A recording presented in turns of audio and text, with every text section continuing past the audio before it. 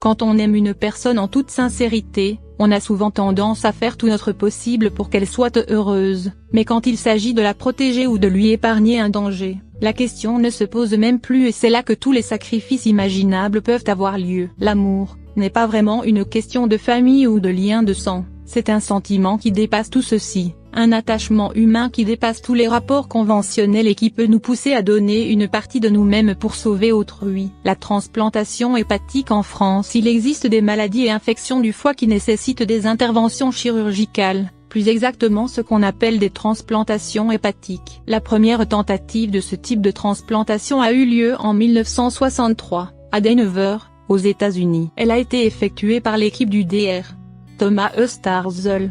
Et c'est cette même équipe qui sera à l'origine du succès des 3 premières transplantations hépatiques grâce au progrès évident que l'immunosuppression avait connu à l'époque. Aujourd'hui, les greffes hépatiques sont, après celles du rein, les opérations de greffe les plus fréquentes. En 2010, en France, 1092 personnes ont pu recevoir une greffe de foie, soit 46% des candidats à la transplantation. Malgré tous les progrès que le domaine de la transplantation hépatique a connus, il demeure néanmoins que la pénurie en termes de greffons hépatiques est toujours d'actualité, c'est-à-dire que le nombre de greffons disponibles est clairement insuffisant face aux besoins réels des patients. Une babysitter au cœur en or. Toute personne qui a déjà été babysitter ou a travaillé comme nous connaît la grande responsabilité qu'une telle tâche implique. La plupart des babysitters prennent leur travail au sérieux, mais certaines vont au-delà de ce que n'importe quel parent pourrait imaginer. Kirsten Mill est une étudiante de 22 ans du New Jersey qui avait besoin d'un emploi pour financer ses études. Elle a contacté la famille Roscoe par l'intermédiaire d'un ami et a immédiatement commencé à travailler pour eux. En peu de temps,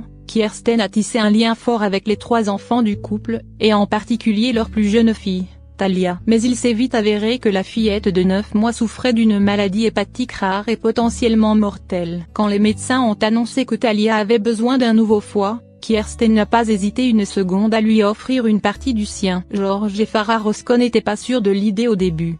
Ils ont alors, avant toute chose, expliqué à Kirsten à quel point c'était crucial. Donner une partie de son foie n'est pas comme faire un don de sang.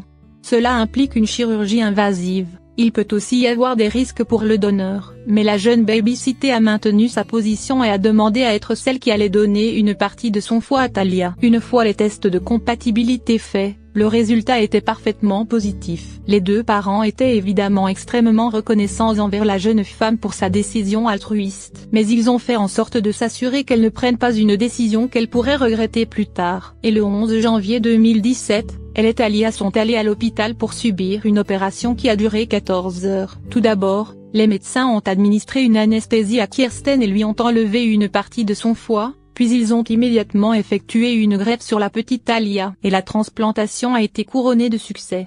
Il ne manquait plus qu'à ce que la jeune babysitter reste 5 jours à l'hôpital, tandis que la petite fille devait y demeurer plus longtemps. Les 2 ont rapidement récupéré leur énergie et se sont remises de l'opération. La petite Talia est d'ailleurs tellement en bonne santé qu'on ne peut croire qu'elle venait de subir une opération tout récemment, et elle peut désormais jouer et mener une vie d'enfant tout à fait normale grâce au cœur en or de Kirsten. Dans un monde où l'humanité semble parfois froide et égoïste, des personnes telles que la jeune Kirsten nous redonnent l'espoir et nous rappellent que le bien est toujours présent et qu'il suffit de vouloir le percevoir. Cette jeune étudiante aurait pu continuer à vivre sa vie de son côté, en se concentrant sur elle-même, mais elle y a renoncé et préféré être le super-héros qui sauve la vie de la petite Talia.